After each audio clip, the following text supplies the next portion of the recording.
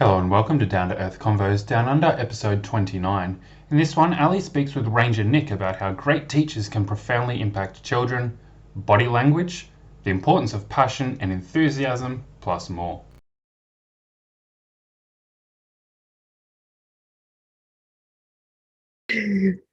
Now, good evening to you, Nick, over there in Athens, Georgia, USA.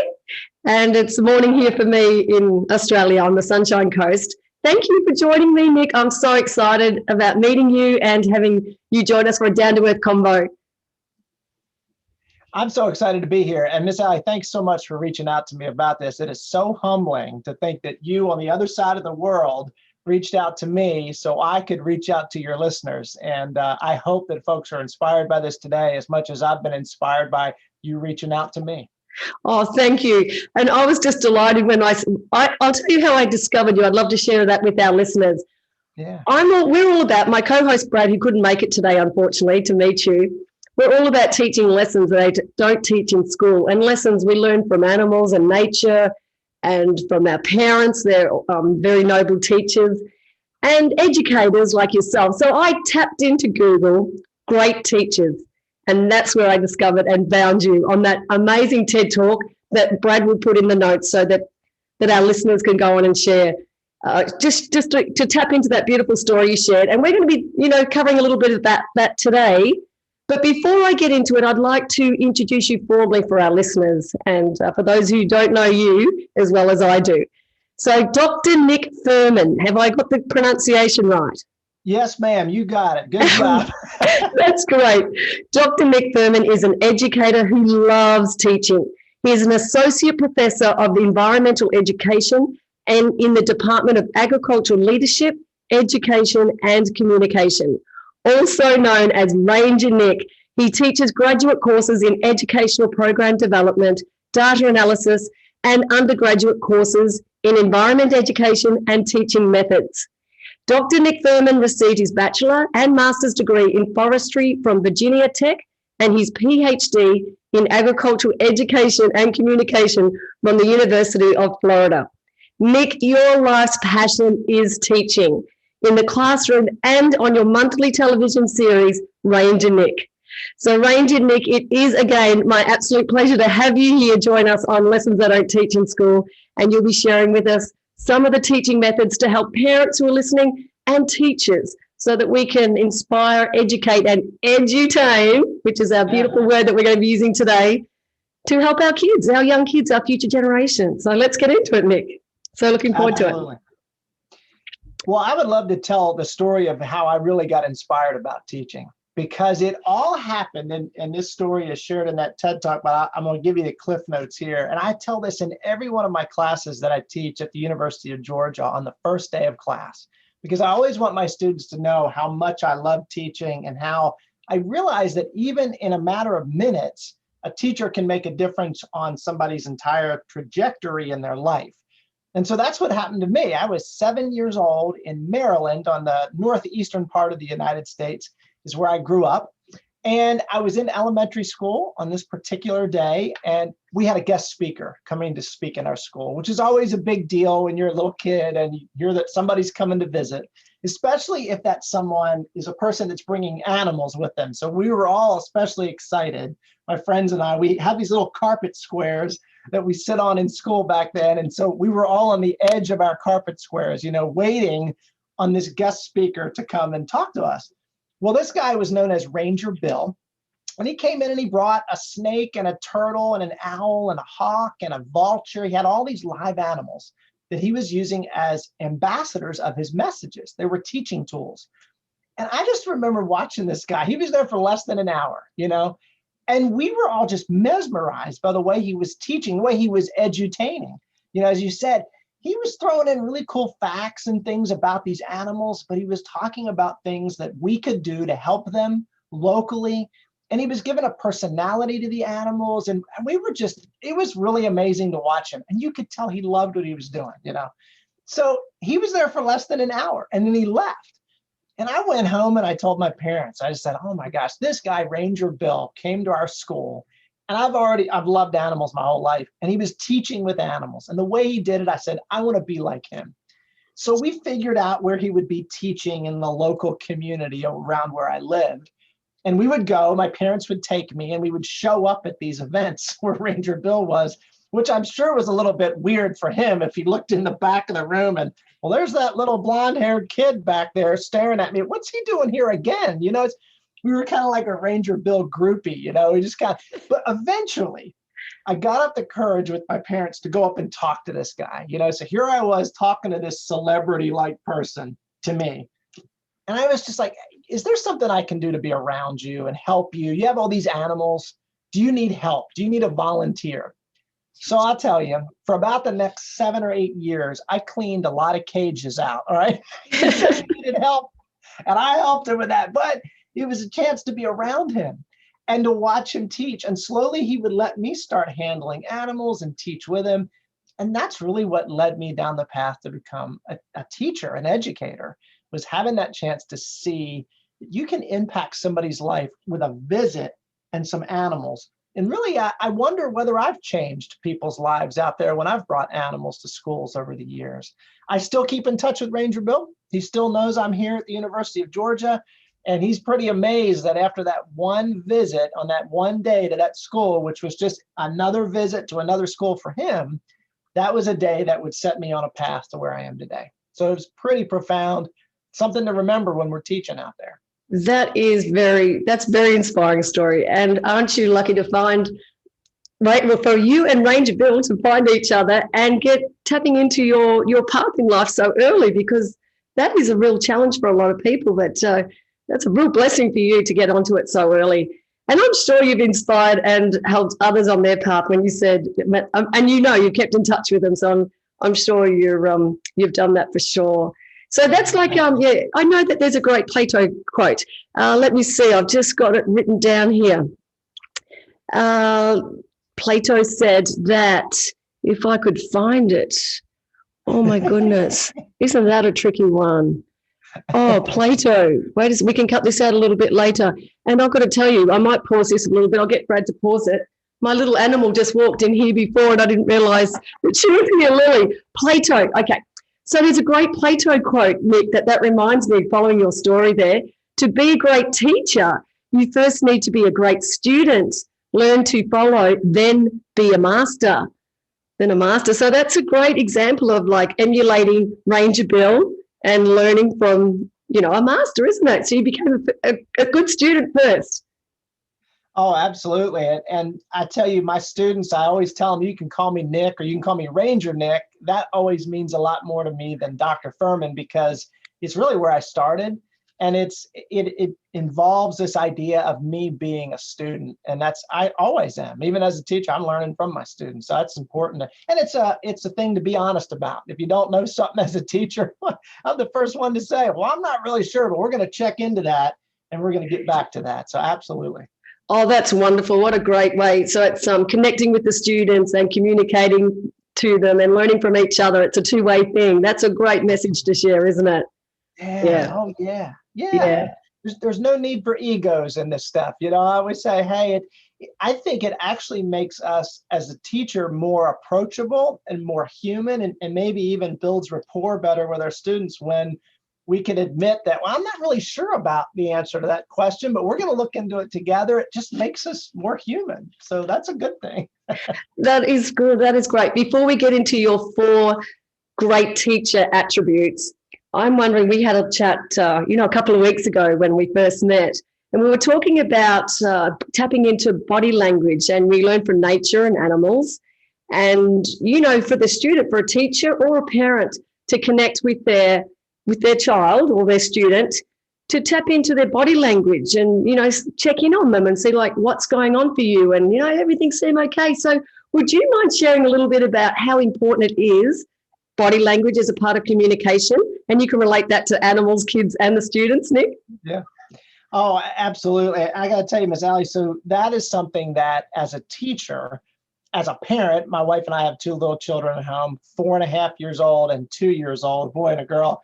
So we're in tune with watching the nonverbals. And even as a college teacher, when I'm looking at my students and I'm seeing that maybe they're just appearing a little bit worn out or a little bit confused, and It makes it particularly difficult this past year when they had a mask on and I couldn't see the whole facial expression, But you have to be in tune with that. And I think you have to be willing as a teacher or as a parent to sit aside the plans, the lesson plan, the agenda, whatever it is, and tackle what's going on. Because it's kind of like Maslow's hierarchy, I mean, if we don't address the noise, the stuff that's going on in their mind right now, we can't expect to get past it. We have to address it. We have to capitalize on that. And sometimes I call those things teachable moments. These are things that just kind of happen that maybe aren't planned. Maybe half of my class in the university just got done with an exam right before my class. And I watch these students come in and they just look worn out. And I'm thinking, well, what we were going to do today might not work. And so we might need to tweak this and change it. And just being upfront about that, being flexible, I think is really important. And I think that, so one of the things I do a lot, and you know this, I love to teach with animals. So I brought a couple today to show you all. So I have one, her name's Sharon, and Sharon is down here on the ground. And Sharon, I'm going to show you Sharon. When you talk about body language, so Sharon is missing something. I want you to see what she's missing. And I have something I put on my desk just in case something happens, animals, And that's a teachable moment, possibly. Yeah, that's right. But look at this little sweetie. So this is Sharon, and Sharon is an eastern box turtle, and this is very common in the eastern part of the United States. And if you look on this side of Sharon, she's missing her arm. So and this side is just fine, but this side it's gone. And this is a really just kind of a sad story. But Sharon had a run-in with a lawnmower, or a lawnmower had a run-in with her. And it's just awful to think about, but she was taken to a nature center here just north of Atlanta, Georgia, pretty big city in Georgia, that did an operation on her, and they removed that arm. Well, they called me up and knew that I like to use animals in teaching, especially ones that are non-releasable. And Sharon won't be able to go back in the wild because turtles hibernate in the winter here. And so she can't dig in the ground to hibernate without that arm. So they gave her to me to use in teaching. And she's been really, really good for my students that she can, she's obviously pretty comfortable right now, but there are times when she gets really scared and box turtles fold up in their shell. They literally have a little door on the bottom. It's like a little hinge that closes, and they can enclose their legs and their head in their shell and become like a box. And that's where they get the name box turtle. So it's kind of funny that when a box turtle is really scared, they do that. And they hiss sometimes when they get scared. And so there are things that are going on that as a teacher, I can look at her and I can even say, I don't think Sharon's feeling it today. I don't think she wants to come out. I mean, she's really friendly today, but some days she's not. So there's an example of that body language, even in an animal. And you all that may be familiar with even a dog, I mean, obviously a dog, you can look at a horse, sometimes with their ears and things, you can notice when something's not right. And it's the same with people. We have to be willing to notice it and then I think acknowledge it and do something about it, not ignore it. So important. And she's a sweetie. She's about 13 years old. And they live to be 80. So we're going to have her for a while. I think we'll probably have to put her in the will at our house. I mean, she's going to live a while. Sweet. That's a beautiful story with a beautiful message, Nick. Oh, that's wonderful. I can see how you entertain and teach at the same time, educate and entertain at the same time. Oh, yeah. I love it. And we'll talk a little bit about Sharon again with those 4 points. Okay. Teaching because, oh boy, she's a favorite among my students. And I'll tell you something that she does that really helps them in a little bit. So I'll put her back. And she's a little Sharon. And you know what else? All the animals that I use in teaching, they have names. And that really helps my students remember them. And I think it helps give them a personality so that if I tell my class, hey, Sharon's not feeling it today, she's scared or really nervous, they understand that, oh, Sharon must be having an off day. And I think that name helps to identify with that animal, as silly as that might sound. Yeah. Oh, that doesn't sound silly to me. I think names is the most important word in anyone's vocabulary. And I'm a very big fan of teaching, encouraging everyone to learn people's names and remember them. And I always throw in that Jim Quick, and he gives you a strategy to remember names. So that helps you connect. So names is very important. So that was a really great point that you brought up, Nick.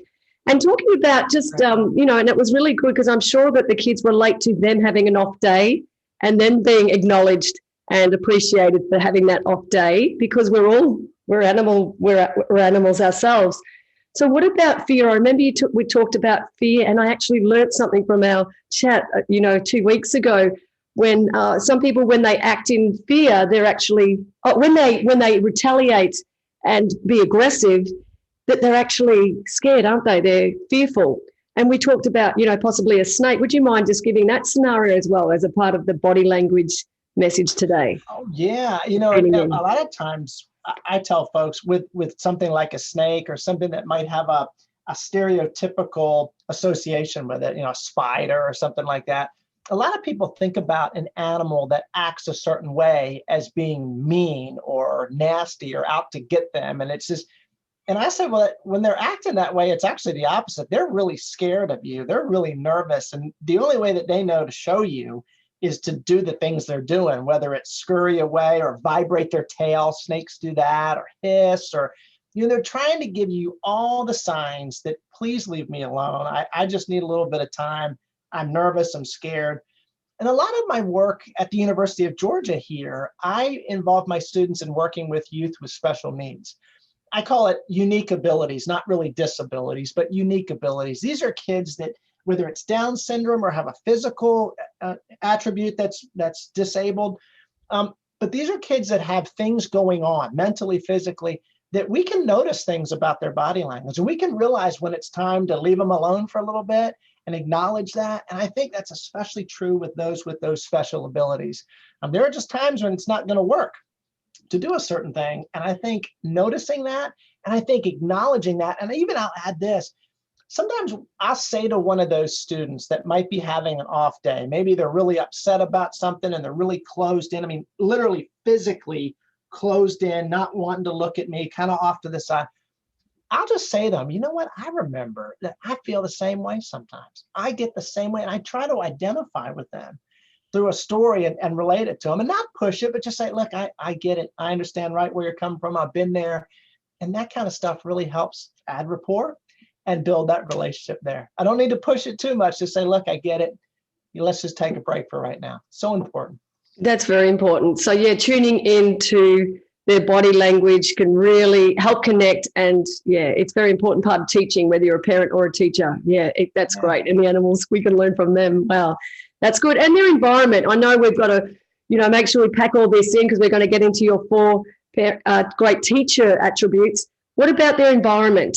They're tapping into their environment, or maybe we get into that and that might pop up in your 4 great teacher attributes. Would you like to get into that and share those great attributes that teachers and parents, we need to grasp this, that you're going to share with us, Nick? Well, I'd love to. I'd love to talk about those 4 things and how important those 4 things are in really the grand scheme of relationships, because I'm going to talk about these 4 elements that I think, and in even the research literature, a part of my research is on teaching effectiveness.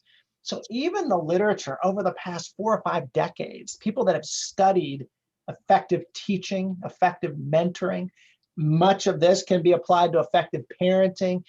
These 4 things kind of have emerged from the research on this stuff. So not to get too professory, if that's a word with you, but there is some validity to these 4 concepts. These really aren't just 4 things I came up with. These are 4 things that research has shown really matter in terms of mentoring, relationships, teaching, parenting, and that. And the first one is the idea of celebrating mistakes. And I love that because I sure make a lot of them when I've been teaching.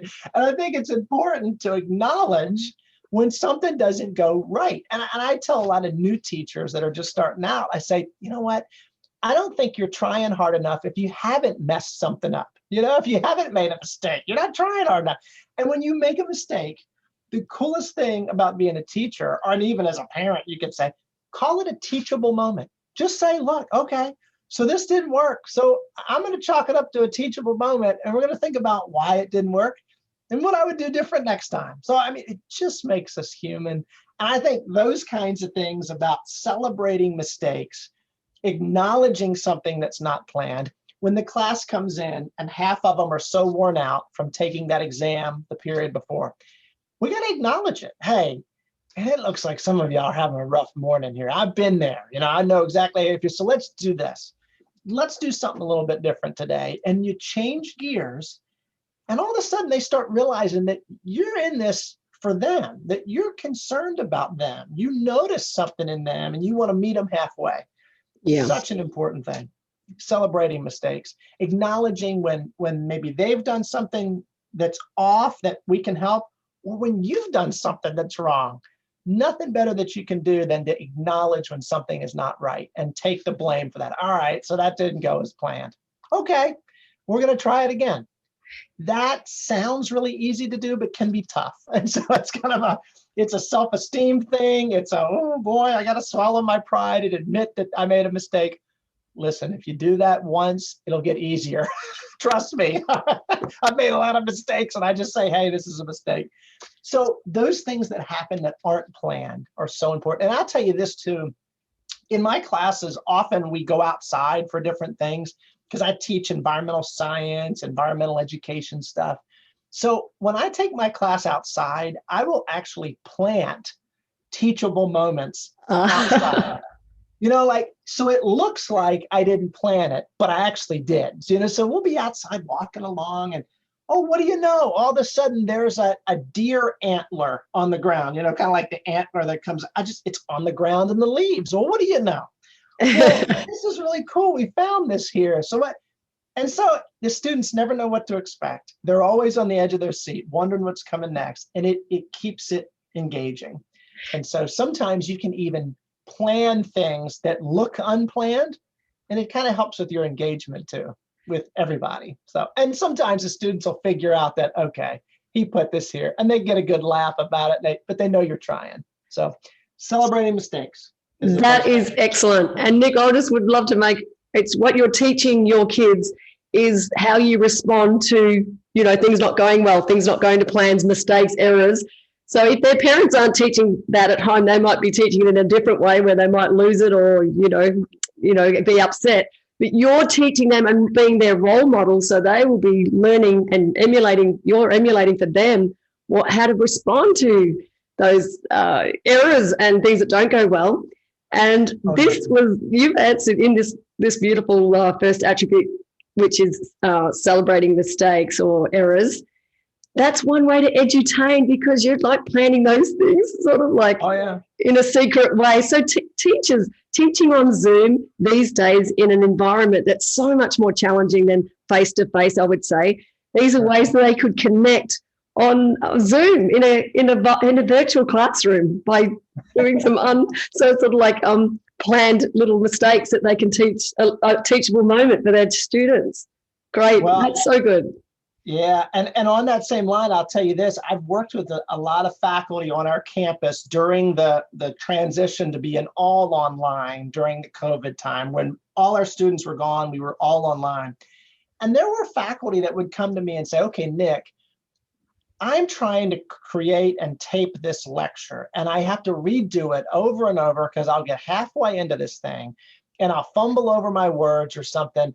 Or my cat will come in the room and walk across the back of my chair, and I don't want that. And I'll say, wait a minute, look, we're not trying to make a news quality broadcast here. We are in your home right now. You're in your living room taping this lecture for your biology class, let's say. And I'll tell them, you know what I think? I think when you make a little mistake, I think when your cat walks across the back of your chair and you acknowledge it, oh, here's Smokey coming across the back, it makes you more of a human. It makes you more approachable. They're seeing a glimpse into your life at your home and you're a normal person. I think that's actually going to enhance rapport. That's going to build a stronger relationship with those students than trying to be so scripted and so robotic in what we're teaching. I tell people, you know what, just relax and have fun with this. If something happens, all right, we go with it and we laugh about it. I really think that's the secret. Oh, that's excellent. I'm so glad you brought that up because I wasn't sure whether my little four-legged animal that came in just before was going to play up, and it might be on the cards. So wait and see.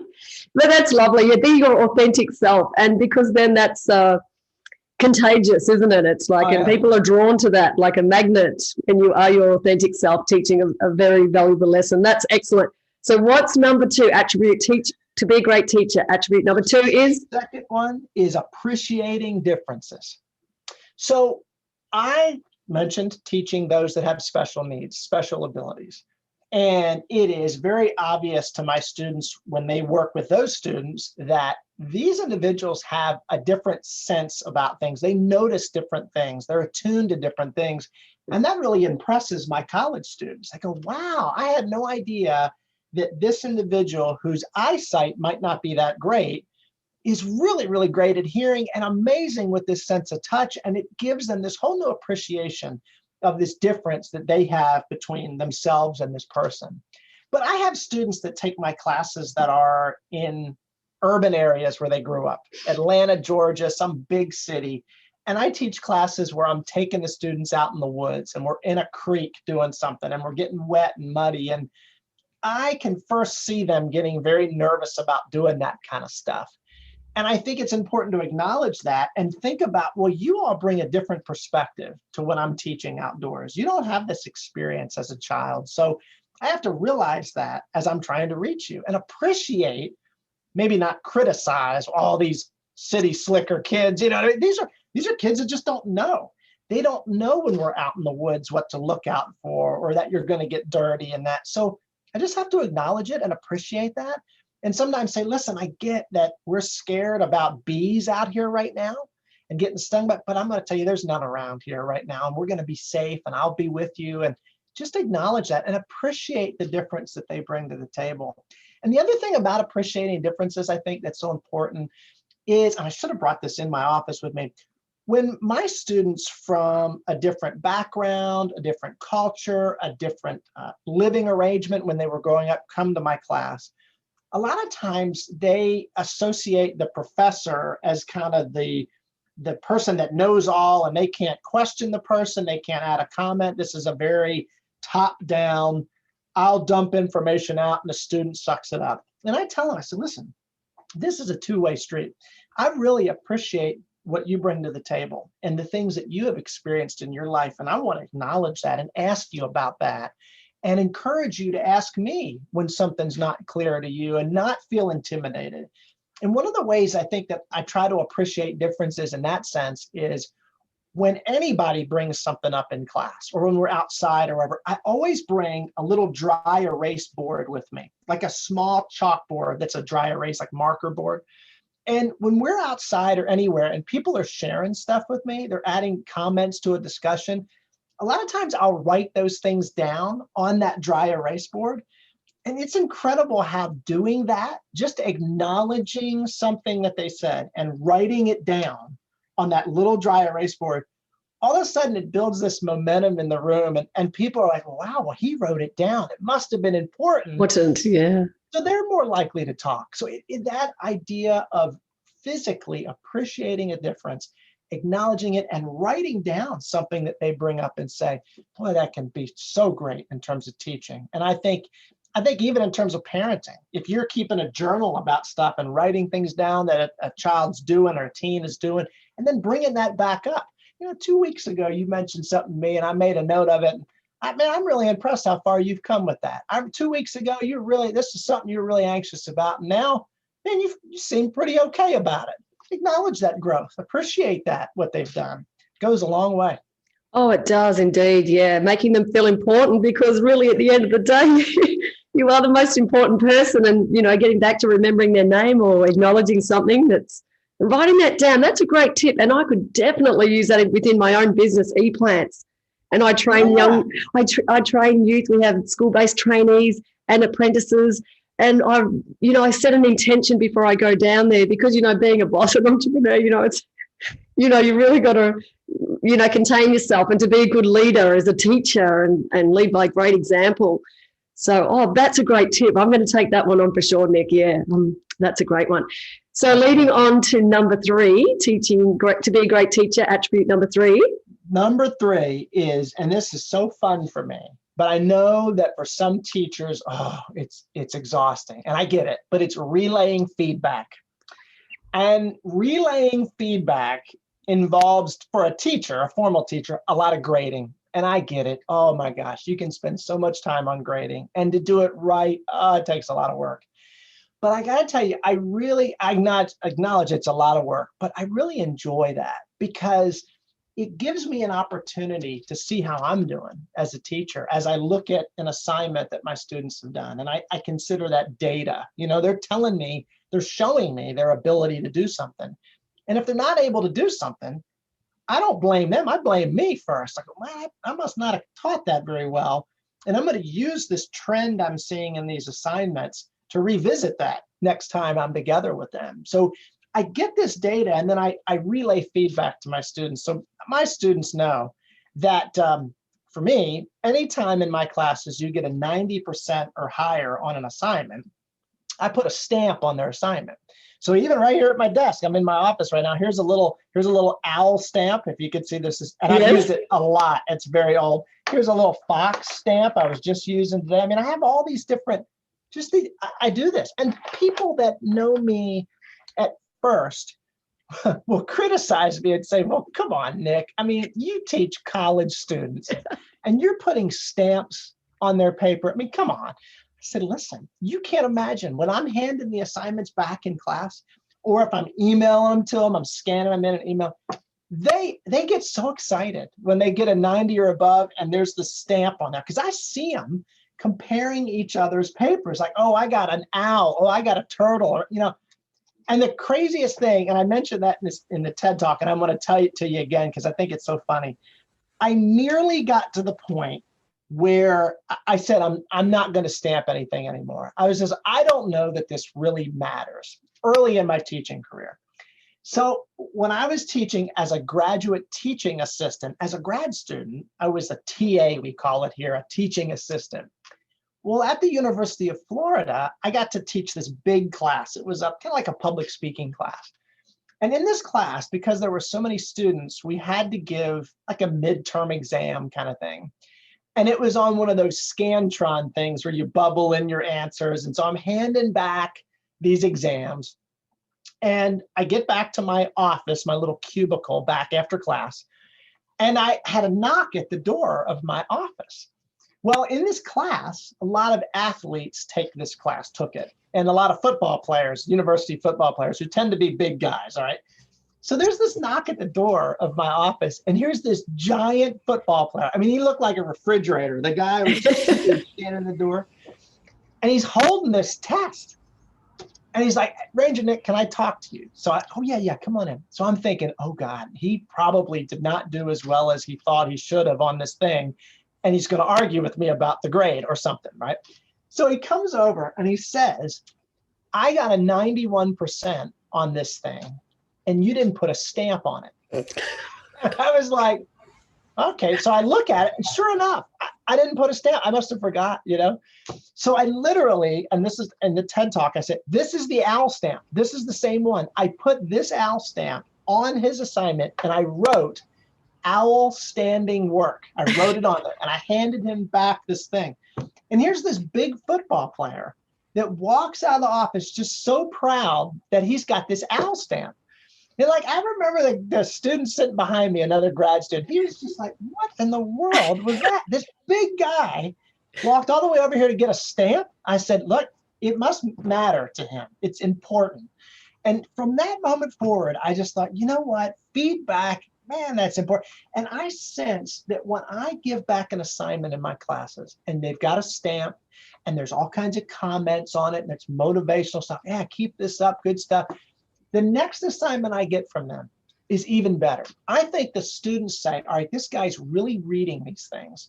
I'm going to do an even better job than I might normally on the next one because I want to see what he's going to say. And that motivates them. And I can't say enough about feedback. And I try to be as positive in our feedback as we can. I try to start with something positive, maybe share something critical in the middle. and end with something positive, kind of that feedback Praise sandwich, sandwich. we sometimes call it. Yeah, the praise sandwich. Open with a positive, give them the feedback, the constructive feedback in the middle, and then close with a positive. That is great to share with parents and teachers as well. Because I mean, I've heard Richard Branson say, people are like flowers. They thrive on praise, like a flower would thrive on fertilizer and water. People thrive on praise. And look, that's just an example of that. Lovely. That was a great story. Yeah. It's funny. I can still see that. I love the line too. There's a number of people have said it, but there's a line out there that says people who feel appreciated will always do more. And I think that when our kids, when we acknowledge something they did, we notice something simple, we bring it up, we acknowledge it publicly or even one-on-one, but we bring it up. All of a sudden they realize, wow, you noticed that. Huh, I didn't think anybody was watching, but you noticed that and you complimented me on that. It puts a little pep in somebody's step when you do that. And I think today we're so used to criticizing. We'll write a letter that's a complaint about something, or we'll call the manager to tell a complaint. We don't take that time to say, you know what, one of your staff just went way above and beyond, and I want you to know about it because I was really impressed. And imagine what that will do to that person when they hear about that. It just goes so long. And it makes us feel good. In a selfish way, it makes me feel great when I'm grading and I go, man, these students are getting this. I'm proud for them. That's good. It's a two-way thing, like you said, Nick. Oh, that's terrific. Oh, that's a really great message, and I'm going to start implementing that at a higher level, or being consciously aware of it, to acknowledge those moments where someone might stand out and they thrive on praise. That's great. Yeah. Now we've got that was relaying feedback, wasn't it? So we've got our one more, number 4. And this last one, I have a friend that I brought with me to show you. So y'all met Sharon, and Sharon is really, really good at relaying feedback, of course, by tucking in her shell and that kind of stuff. But this other animal is really good at doing something we call evaluating themselves, evaluating their environment. And I think as a teacher, as a parent, we have to evaluate ourselves. And that can be tough sometimes because we have to take in data that is telling us whether something might not be working. And we have to acknowledge if something's not working. So if I'm grading those assignments and something is not sticking with the students, what do I need to do to readjust and teach it differently next time? And at least acknowledge, hey, gang, half of us were really struggling with this, and that's my fault. So let me go over this again, and let's acknowledge that. But there's another reptile, of course, Sharon being a reptile, there's another reptile that's really good at evaluating her environment. And the only bad thing is that sometimes, well, at least people here in the US, in the southern US where I am, sometimes they don't like these things. And I always have to tell people how wonderful they are and how beautiful they are and how beneficial they are. And this one that I've got is inside of a pillowcase because that's how I travel around with her. And it's always kind of funny when I have her in a pillowcase and the pillowcase starts moving around somewhere. And people are like, what in the world do you have in that pillowcase? I'm like, you probably don't want to know. But look at this girl. So this is Snowy. I'm going to introduce you to Snowy. And look at this little sweetie. So Snowy is obviously a snake. And she's a non-venomous snake, of course. I don't make enough money to mess around with venomous ones. This is a non-venomous snake. This is a corn snake, C-O-R-N. She's called a snow corn snake because of that light kind of albino color.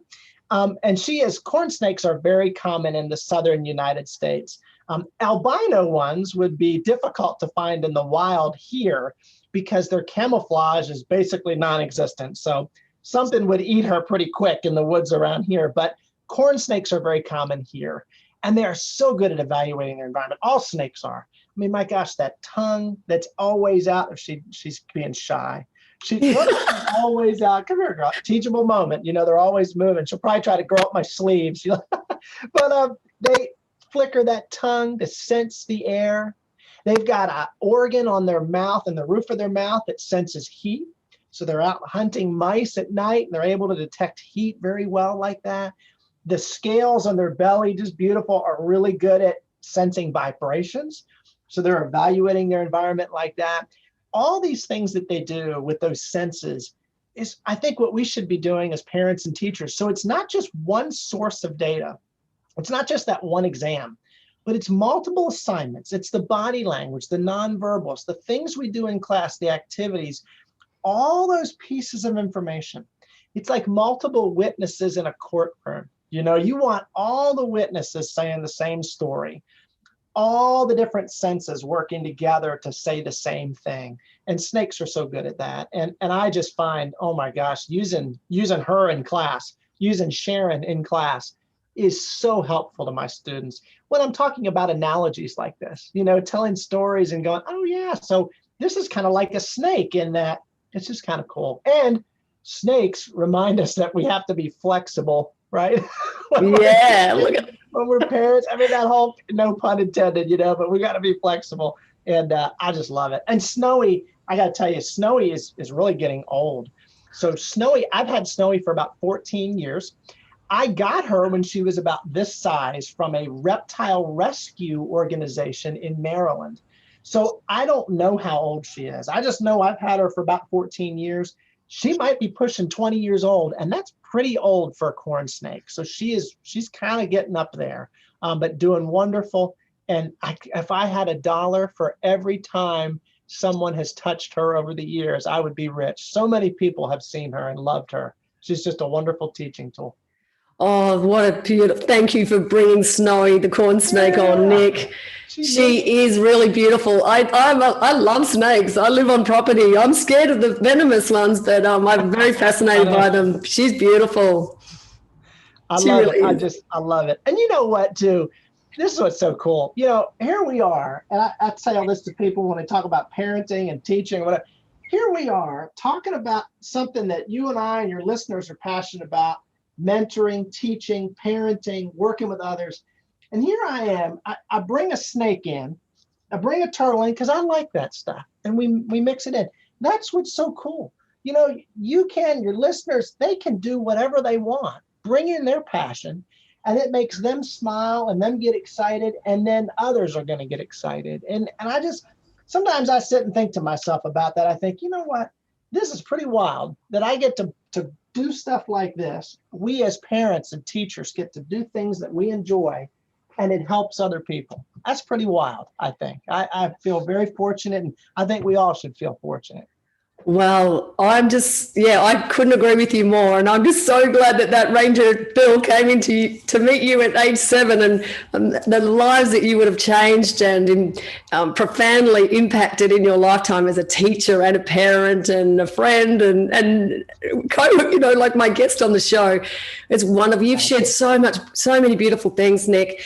Thank you. And, you know, you said when I introduced you earlier that you are passionate about teaching and educating, and it shows so beautifully. It is contagious. You want to talk a little bit more about, just before we tie up today, that the importance for teachers and parents, if we're teaching, if we're having a teachable moment, which may not necessarily, might be more of a serious moment, but how important is it to be passionate, like you said, and enthusiastic? I know that's a word you love as well. Well, I tell you what, absolutely. And, you know, when you think about the 4 things that we went over, you know, celebrating mistakes, appreciating differences, relaying feedback, evaluating yourself. If we had a chalkboard, if I had my dry erase board, I would write those 4 things out, you know, and you would see the first letter of each of those 4 things spells out the word care. And I think when you look at the literature, when you look at the characteristics of effective teaching, mentoring, parenting, the bottom line is, how have you created an environment where people can know that you genuinely care about them? And I think if people know that, they're going to get behind you. They're going to get enthusiastic with you. And enthusiasm for some of your listeners is going to be different than it is for me. And that's okay. Enthusiasm for me is just me. I mean, I can't help it. I get excited about what I'm talking about. Even on days when I might be feeling really rough and ill or whatever, and I feel like, oh man, I'm not myself, people still would say, man, you sure do get excited about that. And that's just me. You don't have to be the same level as Ranger Nick. You be yourself. And I think that genuineness that environment you create where mistakes are okay, where we're acknowledging each other.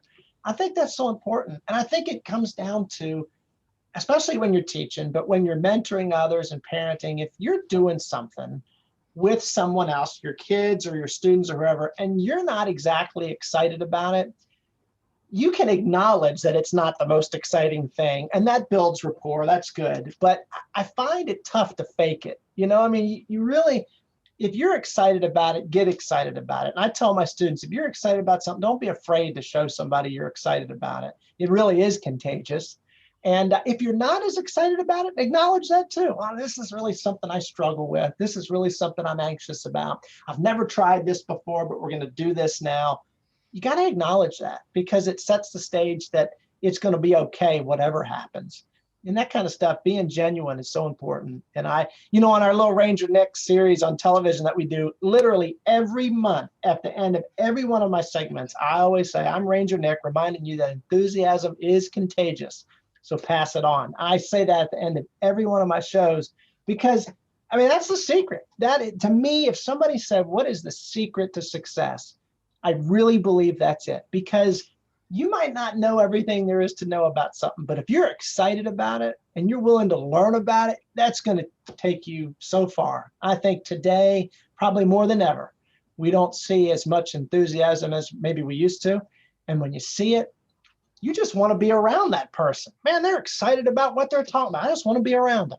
So that's important, you know? Yeah. That's beautiful. And I loved how you shared that secret to success right at the very end, because we're going to be able to tell people to hang on to the end for the secret to success. But it's enthusiasm and excitement and joy comes from within, within spirit. So it's tapping into that one thing, like you did, Ranger Nick, when you discovered it at 7 or 8 years old, or grew it, you saw an interest that you pursued. And I think as parents, we need to, and teachers, to tune in to what that student is innately interested in, inherently interested in, and feed whatever we can, education, and edutain them in that line, because that is where you find your genius. And it's about love and joy and all those beautiful things. But what a beautiful message to share. And you have, it's just been such a pleasure to have you today, Nick. I'm so grateful, and thank you. I'm going to share the link about your TED Talk, because that's another great conversation to listen to too. So is there anything you'd like to add? Would you like to add anything before we say? No, man, I just want to tell you how much I appreciate this experience. I really, that TED Talk has opened a lot of doors for me, and it has put an attention on teaching and on some of the things that I believe just personally. And it's just really been wonderful. And the fact that you reach out to your listeners, I'm just forever grateful and very, very humbled. Thank you so much. And thanks to everybody for listening. I'm just grateful anybody will listen to me. So thanks for listening. And I really appreciate it. Oh, me too. Likewise. And I'd like to mention that when I listened to your TED Talk, I commented. Anyone could see my comment back then. I saw that. Yeah. I really made it. Like, Ken Robinson, who's now passed, and he was speaking. He had a great message about creativity and teaching, and it was rated one of the top 3 TED Talks. But I really think that yours is so profound as well. And the more we share your TED Talk, I think it's going to profoundly impact teachers and parenting. And I think students too can learn a lot from your TED Talk as well, because it's a two-way thing. And we've got to let students know that we're teaching, and parents, we're trying to connect and do the best thing. Our heart and soul is, to educate and make their life better. And we do what we can to help them, don't we? But it's a challenge, and especially in a virtual environment today. But you're spot on there. We need to be enthusiastic and passionate about what it is that we do. We need some more joy in the world, especially now. Yes, we do. And I so appreciate folks watching that. Golly, that means so much. And those comments, I look at those comments from time to time. I've read them, and it warms your heart to know that somebody in the world every day is watching that thing, and maybe it moved them a little bit. Maybe it inspired them to do something a little bit differently and realize the difference you can make in just less than an hour, like Ranger Bill. So I'm forever grateful, and it is just such an honor to do this. It really, really is. Thank you so much. You're welcome, Nick. And where can people find out, apart from your TED Talk, great teacher, where can they find you? Is there any way they can tap into your monthly TV series? Yeah, they can. I tell you what, they can search on YouTube. If you search on YouTube, Ranger Nick UGA, that's a way that some of those videos will come up. You can go to nickfuhrman.org. We have a website that you can go on there. In fact, people go on there and have booked me to speak in different places through that website. They can email through that, and that TED Talk again, plus the TV stuff has given me a chance to go out around the country in the U.S. and speak about this message and teaching. And that's just so humbling to me. So they can check that out, or they can shoot me an email at my last name, Fuhrman @uga.edu. Yeah, Right. Fuhrman @uga.edu. I'd love to hear from you. Just know somebody's listening. That's so appreciative.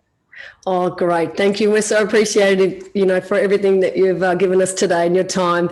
And yeah, we wish you well. And we know it's been really tough over there in the USA. So stay strong, safe, and yeah, keep being passionately teaching. You're doing what you love. You've tapped into your purpose. No. That's well and truly shows. It's beautiful. Thank you so much, Nick. Thanks, Miss Allie. So good to do this. Thank you.